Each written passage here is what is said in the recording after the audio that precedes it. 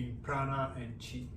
The idea of prana is that prana is sort of a life force, in the sense that like a God is motivating human life in Christianity, it is God is coursing through your body as a sort of a pleroma or élan vital, and therefore we have our life according to Christian theories, and the same in Islam basically. At the moment when we talk about Hindu theory, maybe because it has similar Aryan origins and Platonism has influenced Indian culture also a lot, there is a similar kind of idea that without prana your body wouldn't be alive, and that means that basically prana is what is giving you life. So prana is more similar to God's élan vital than it is to chi, as far as I understand it, right? Then there is a there's a dependency of prana on breathing, because the stronger you breathe, the stronger the prana will be, so the stronger your life force will be. This is clearly what in Daoism is called military thinking. The stronger the body, the stronger your life, and so on and so forth. So the stronger you can be in all kinds of things. For Daoists, that's another way of thinking. They are considering themselves a civil way, similar like the Ru, the Confucians, which Ru means actually weaklings, and Daoists you should see as part of the weaklings. So they are a subcategory of Ru, you can say. Therefore, that kind of militant or military kind of thinking is considered as harmful for the body. It doesn't mean that your body shouldn't be fit and shouldn't be strong and so on, but it is a different kind of idea. When we look at that, we can say that pranayama is discussed in the Yoga Pradayika. That is a text from, say, the Han Dynasty, which is also introduced in China in the 6th century. I have a video about that. I will look it up and put it into the YouTube and Patreon pages where you can become a member, of course, and join and like and so on, to make sure that everything works fine. And for this we have to ask ourselves a few questions.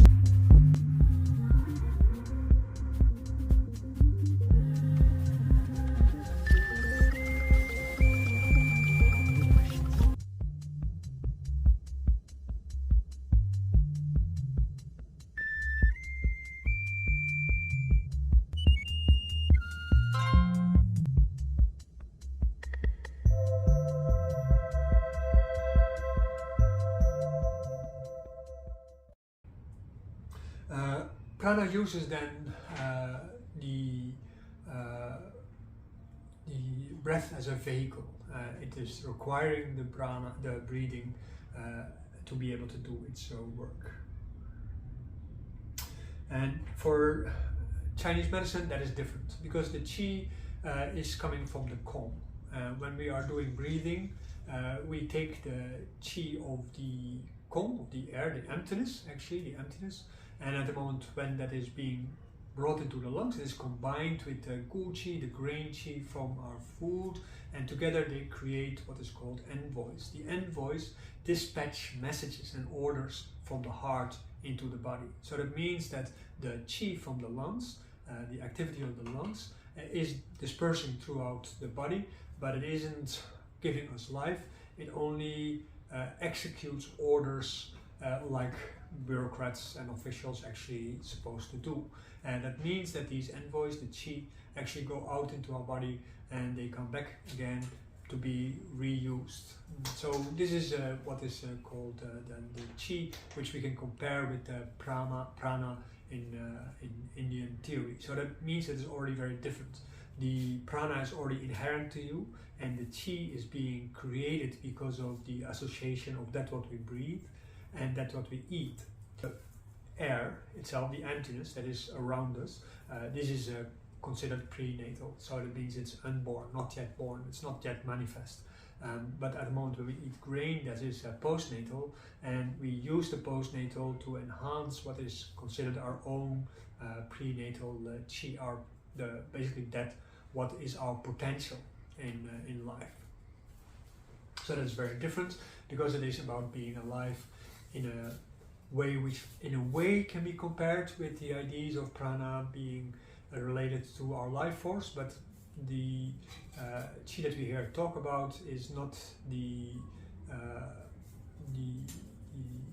life force that keeps us alive, but it is more like how perfect could we be.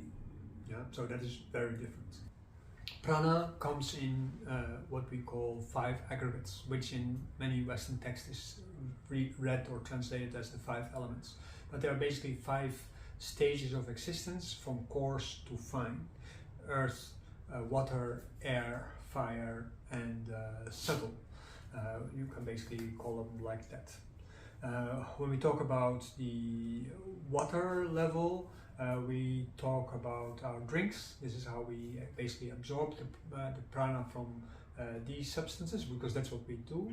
The prana is all absorbed from all kinds of sources and being refilled, because even though the prana is inherent to us, we need all different kind of additional sources in a similar kind of theory like prenatal and postnatal, although I'm not sure if that is actually being discussed in Hindu culture, so or Vedic culture. I cannot talk about that at this point anyway. I will find out one way or the other, I guess. But anyway, when we drink water, then we basically absorb the prana from the water aggregate, and through our food we absorb the prana from the earth, and through breathing we absorb the prana from the air, and by looking at the sun or by feeling the sun we actually absorb the fire practice. That is also why yoga is always done in daylight, not in the night, while the daoist practice very often are done in the night and not in the daylight, because the daylight is seen as scorching and dangerous and damaging. There's even myths about it, like the archer that is killing 8 of the 9 suns to make sure that people have a sort of a life and sometimes have some respite, where the day can be cooling. That's the night, of course.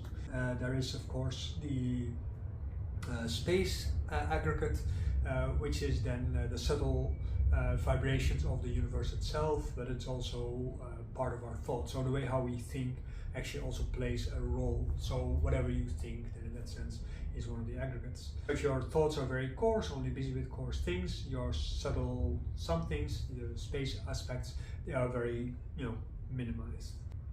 In Taoism, of course, we also absorb all kinds of essences through our food and through our drinks, and also the essences of the sun and the moon and the forests and the stones and the rivers and so on and so on. So there's a lot of different kind of essences that we can absorb and through which we actually can learn. That has to do with the way how our body is able to emulate all kinds of things and enrich itself in its understanding of reality. So by absorbing something, the essences of something, you actually enrich yourself with wisdom, you can say. So you become more, and then in that sense, because of doing that, you become sort of a shapeshifter, because when you absorb a lot of spinach, you become spinach. If you absorb a lot of chicken, you become chicken. If you absorb a lot of tiger balls, you become tiger balls, right? So this is also why popular belief has it that, for instance, if you eat the testicles of a particular animal, you become more virile, because it is being considered that the tiger is very virile, which is not necessarily the case. Anyway, that is another story. It is also clear that we can absorb prana through different kinds of breathing. This prana then in our body is coursing through what is called the 72,000 nadis. Nadis are comparable with the many different subtle collaterals inside our body, which are permeating our muscle channels, our organs, and so on and so forth, to disperse further and further, which is also in a way comparable with the veins and the venules in our body from our blood system, according to the theories of Galen and its followers in Western biology. At the moment, when we look at it like that, there's another subtle, no, not subtle, it's actually a very obvious difference, because the qi of the body in Chinese medicine is associated with the different organs, the different aspects of your body and so on. So your kneecap has its own qi, your thigh has its own qi, your belly, intestines have its own qi, and so on and so forth. And there's all kinds of combinations, of course, also. So that means that we have a lot of different kinds of qi.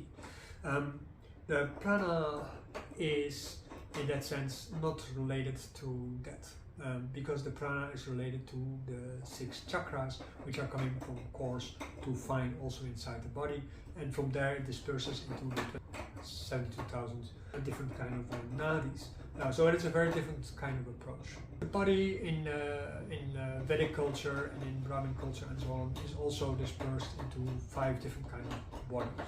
And I will show you the pictures also for that, to make you understand what is the difference, because these go from coarse to fine also. There's the physical body, or anamayam. There is the prana body, or pranamayam. There is the mind or mental body, which is called the manomayam. And there is the thought body, or the intellectual body, which is called vijnana manam, language. And there is the bliss body, which is called the anantamayam. There was this guru, Ananda something. You can understand what his names come from, namely that he was always in bliss.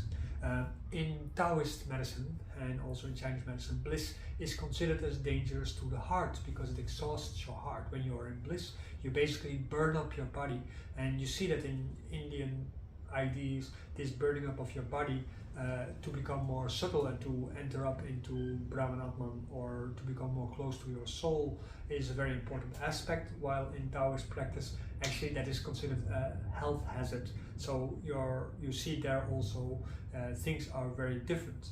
The different prana from these different bodies, they also do different kind of things. So look at this image to see what these different kind of pranas do. I will not go explain them all the time, because that is going to take too much time.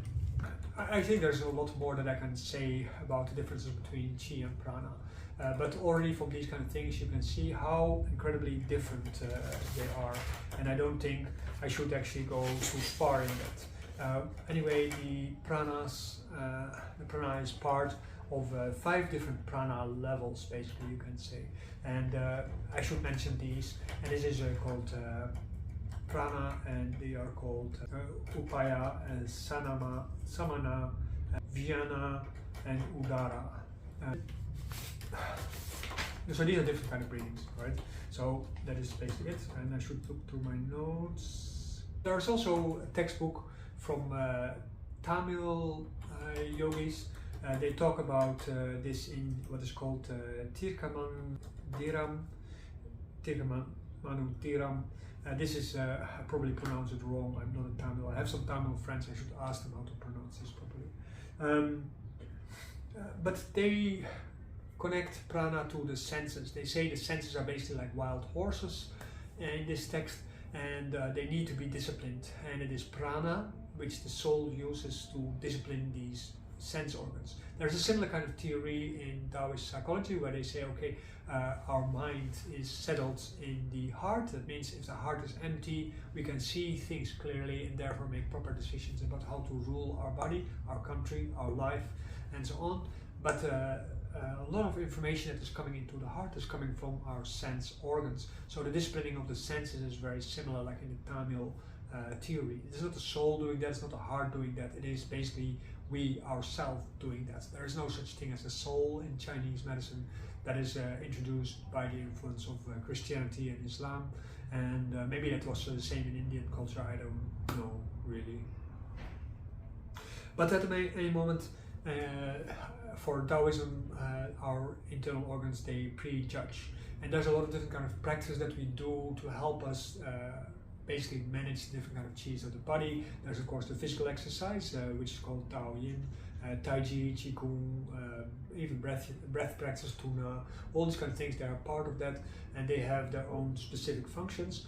And like for instance, we do the breath yoga on our Wednesday evenings, Central European time evening. It's morning in the United States at that moment. But at that moment, when we practice that, we do that with the purpose of helping us to strengthen the different functions of our body as a whole, and to strengthen also our body. When we do the zhangfu qigong, we do a particular kind of breath practice to create thunder in our body, which also has to help us in a particular kind of way. When we do organ massage, like what we do in our Chinese medicine class or Taoist medicine classes, and at that moment we order the way how the different organs function and how they interrelate with each other. And as a result of that, create more harmony between them. So we are harmonizing different organs. And in our dragon breathing practice, for instance, we are creating particular kind of intellectual values or mental values through which we can grow our morality and our relationship with life as it should be, not so necessarily of what it is, so that we can get rid of our traumas. This is basically also what is very important. But also through all these practices, we basically train our sense organs to be part of the wholeness of our body and not go their own way and create all kind of judgments which will confuse our mind and therefore create chaos in the world, not only in our life but also chaos in the world. So if we have strange ideas which are causing damage one way or the other, like we see in politics, this is caused usually because of the confusion of our sense organs. These confusions are caused, and this is where Mahayana, Dhyana and also Taoism, they agree with each other, because of watching things which are harmful for the well-being of our being, like violence, porn, listening to coarse language, rough music, and so on and so forth.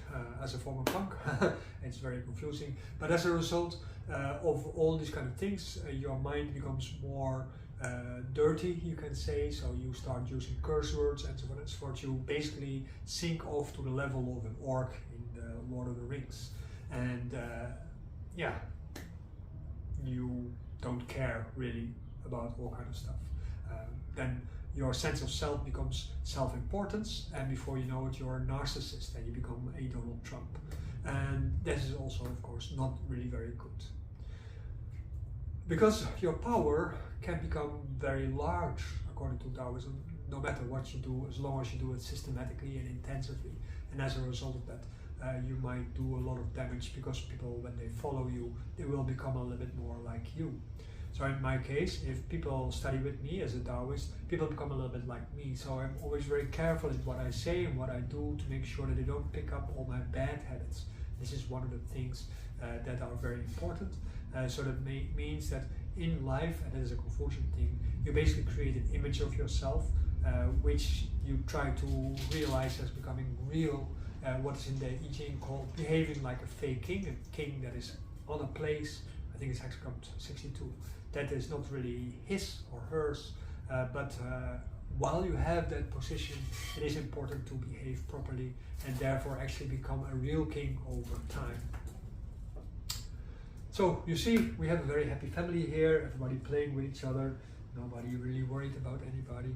And so our cats are unfortunately inside, otherwise they probably would have been here passing by a few times too.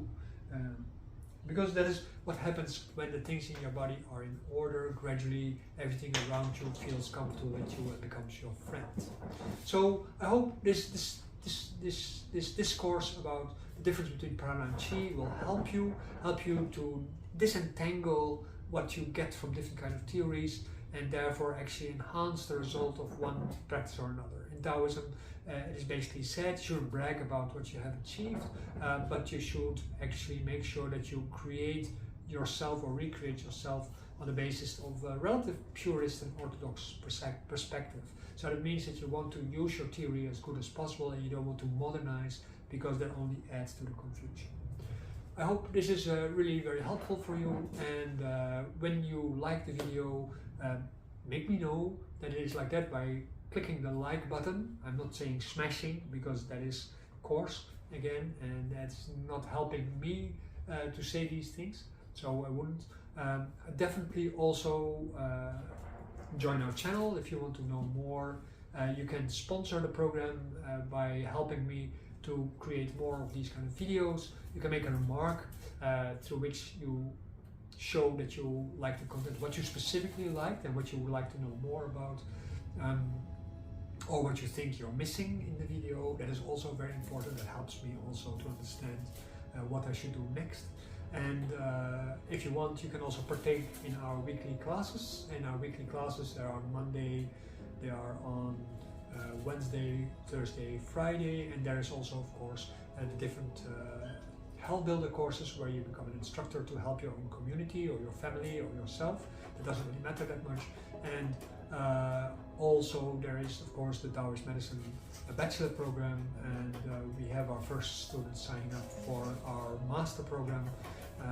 So that is really very great. If you have studied with us in the past and you're still following these videos, or you're doubting and to do this, do it now, because the more we grow as a channel, the more people will see these videos.